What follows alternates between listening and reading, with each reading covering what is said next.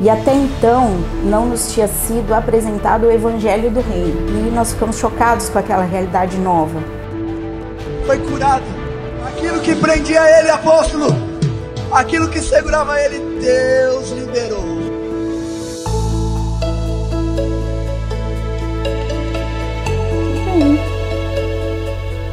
Pronto, lava a escova.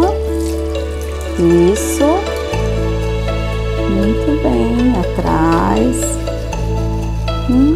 Isso, bastante, como a mamãe ensinou.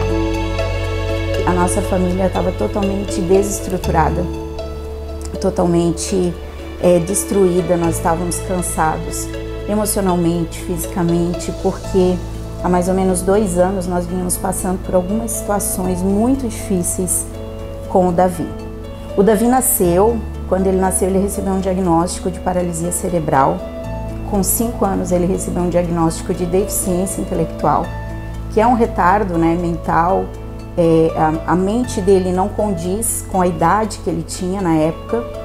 Aos 8 anos, nós recebemos o diagnóstico de transtorno de espectro autista.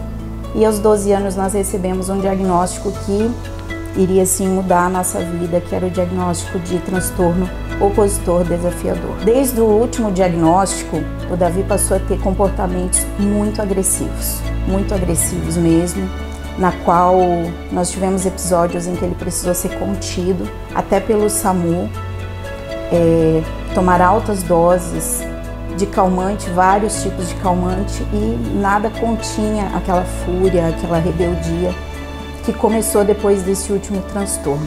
Conhecemos a família do Reino através da experiência do lar, e eu lembro que um dia, enquanto ele estava assim muito dopado, era um dia assim que a nossa família estava muito destruída, muito cansada.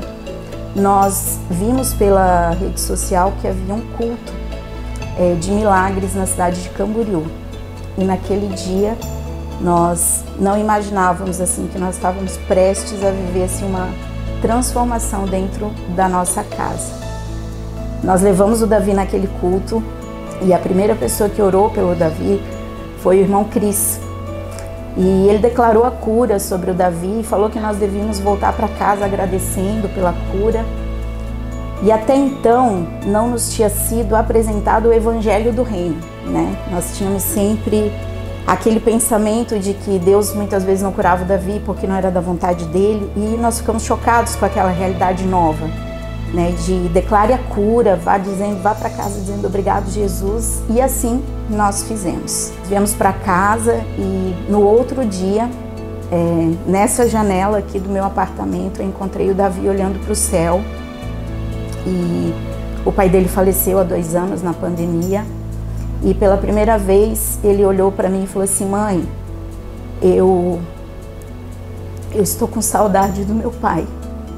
Onde está o papaizinho? No céu. Você tem saudade dele? Tem? Olha lá pra cima. Te amo. Te amo. Te amo. E eu me surpreendi porque pro Davi, sentimentos e emoções nunca foram expressados, a não ser a raiva através da agressão. Já mais ou menos 1 ano e meio, há 2 anos atrás, o Davi começou a apresentar uma dificuldade muito grande para caminhar, por conta da paralisia e por conta de ele ter crescido. Num período de 1 ano, ele cresceu muito, e nós procuramos então um ortopedista, né, especializado para crianças e adolescentes com paralisia cerebral, e ele falou: olha, provavelmente ele vai perder a capacidade de andar ao longo dos meses, enfim, quanto mais ele for crescendo. E 1 semana antes da Cruzada de Milagres, nós tínhamos ido no ortopedista, porque há mais ou menos 2 anos o Davi precisou de um auxílio para andar. No começo era para ser uma bengala, ele não conseguiu entender como que usava a bengala, era para ser um andador, ele não conseguia entender o andador, ele levantava o andador e saía andando. E o último recurso então que nós adotamos para ajudar ele a andar e diminuir as quedas, ele caía muito dentro de casa, na rua, foi a cadeira de rodas.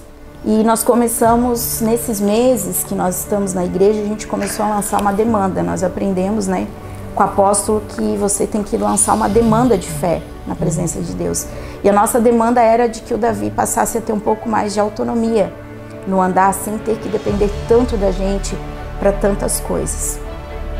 No domingo da cruzada, no terceiro dia, o apóstolo fez um apelo e ele lançou um desafio que foi muito específico daquilo que nós tínhamos no nosso coração. Ele fez um desafio de que todos aqueles que tivessem algum tipo de acessório, né, como bengala, cadeira de rodas, colete, que fizesse um ato de fé e que tirasse, lançasse longe.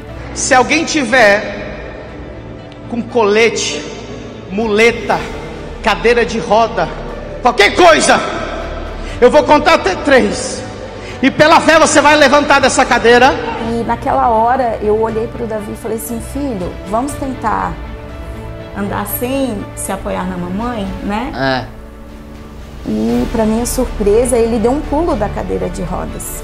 E quando eu vi, ele saiu andando pelo corredor daquele ginásio sem me procurar, porque quando ele levanta da cadeira, geralmente ele fica me procurando para segurar no braço, e ele deu um pulo da cadeira e ele saiu andando. E eu fiquei desesperada porque tinha muitos fios no chão soltos, tinha o carpete solto. E tinha muita gente gritando ao redor dele. E na minha cabeça, na hora eu pensava, nossa, ele vai cair. E em momento algum ele me procurou para se segurar em mim. E de repente aquele monte de gente gritando, quando eu fui me dar conta, ele já estava subindo a rampa sozinho, sem apoio, sem segurar ninguém. Então fazia assim, mais de 2 anos que a gente não via ele andar um trajeto tão longo, sem ao menos assim tropeçar, me procurar um apoio, procurar onde segurar. E nós voltamos para casa assim, como quem sonha, assim, porque foi algo que já há mais ou menos uns 2 anos a gente não via. Só que para nossa surpresa foi muito além. Nós voltamos para casa no domingo e segunda-feira voltamos à nossa rotina normal. E aí começamos a ver outras evoluções na vida dele. O Davi, ele sempre precisou de ajuda para escovar os dentes, para tomar banho, para trocar de roupa. E no outro dia, na segunda-feira, depois do almoço, eu chamei ele para fazer a higiene normal dele, ajudá-lo a escovar os dentes. Quando eu me surpreendi, ele falou: não, mamãe, eu já escovei os meus dentes. E eu falei: como assim? E eu fui no banheiro e aí eu fui olhar o dente dele, estava escovadinho, o creme dental fechadinho. E eu falei: como assim? E ele falou: não, mamãe, eu fui sozinho.